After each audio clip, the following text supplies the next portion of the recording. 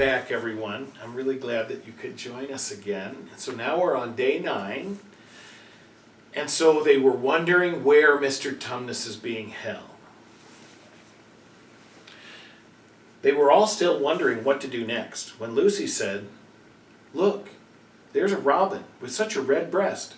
It's the first bird I've seen here. I say, I wonder, can birds talk in Narnia? It almost looks as if it wanted to say something to us." Then she turned to the robin and said, "Please, can you tell us where Tumnus the fawn has been taken to?" As she said this, she took a step toward the bird. It at once flew away, but only as far as to the next tree. There it perched and looked at them very hard, as if it understood all they had been saying. Almost without noticing that they had done so, the 4 children went a step or 2 nearer to it. At this the robin flew away again to the next tree, and once more looked at them very hard. You couldn't have found a robin with a redder chest or a brighter eye. "Do you know," said Lucy, "I really believe he means us to follow him." "I've an idea he does," said Susan. "What do you think, Peter?"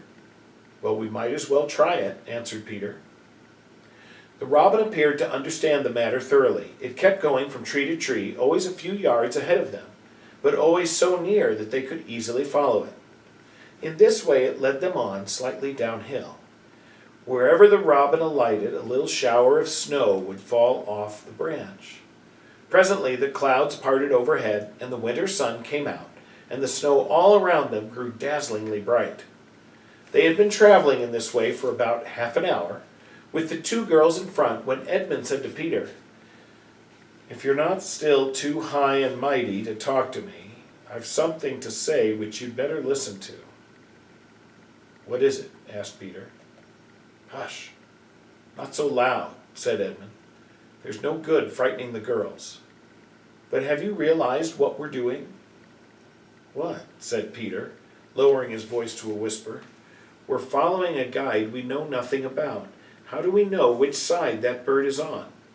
Why shouldn't it be leading us into a trap?" "That's a nasty idea. Still, a robin, you know. They're good birds in all the stories I've ever read. I'm sure a robin wouldn't be on the wrong side."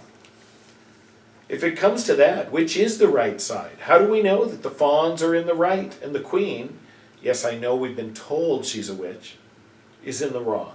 We don't really know anything about either." "The fawn saved Lucy." "He said he did.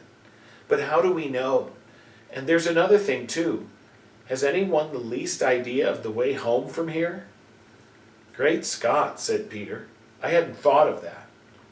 "And no chance of dinner, either," said Edmund.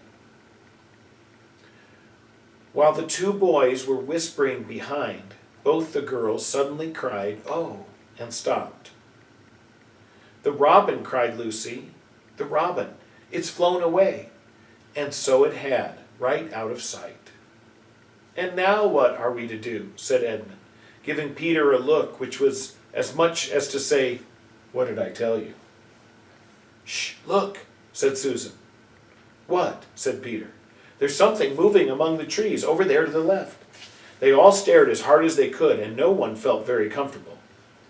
"There it goes again," said Susan presently. "I saw it that time too," said Peter. "It's still there. It's just gone behind that big tree." "What is it?" asked Lucy, trying very hard not to sound nervous. "Well, whatever it is," said Peter, "it's dodging us. It's something that doesn't want to be seen." "Let's go home," said Susan.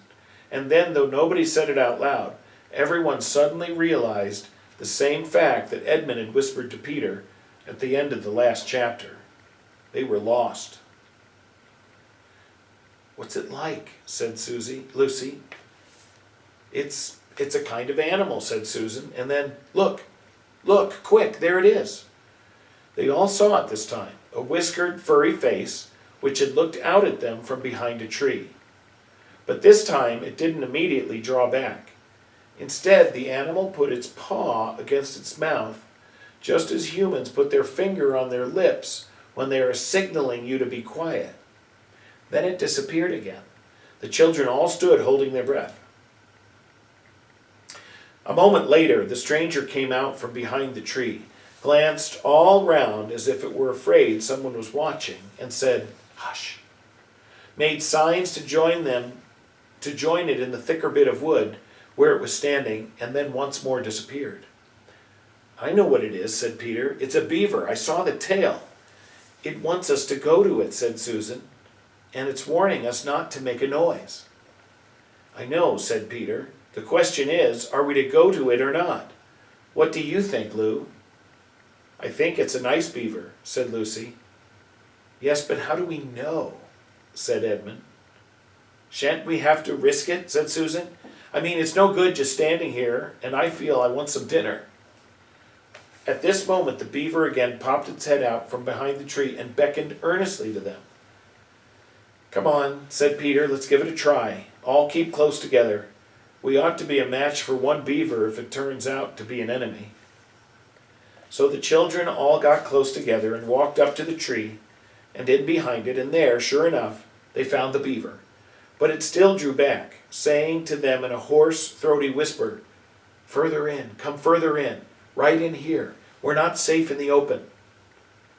Only when it had led them into a dark spot where 4 trees grew so close together that their boughs met and the brown earth and pine needles could be seen underfoot because no snow had been able to fall there, did it begin to talk to them.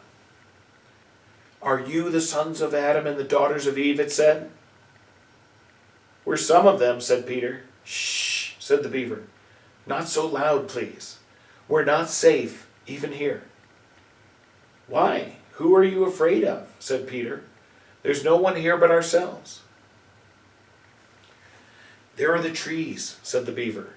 "They're always listening. Most of them are on our side, but there are trees that would betray us to her. You know who I mean." And it nodded its head several times.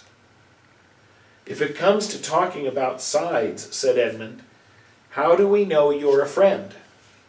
"Not meaning to be rude, Mr. Beaver," added Peter, "but you see, we're strangers." Quite right," said the beaver. "Here is my token." With these words it held up to them a little white object. They all looked at it in surprise, till suddenly Lucy said, "Oh, of course, it's my handkerchief, the one I gave to poor Mr. Tumnus." "That's right," said the beaver. "Poor fellow.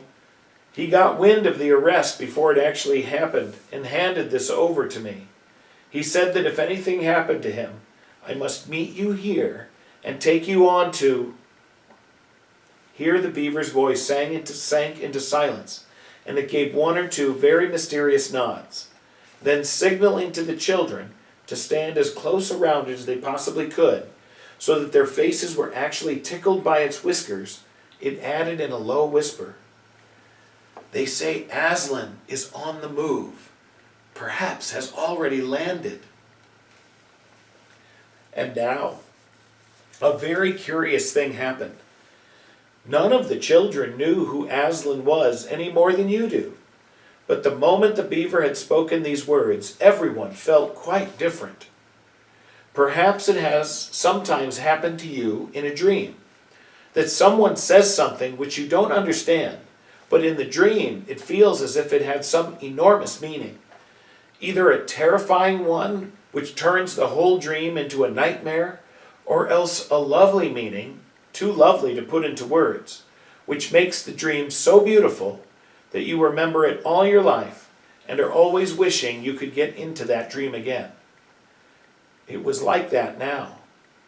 At the name of Aslan, each one of the children felt something jump in its inside.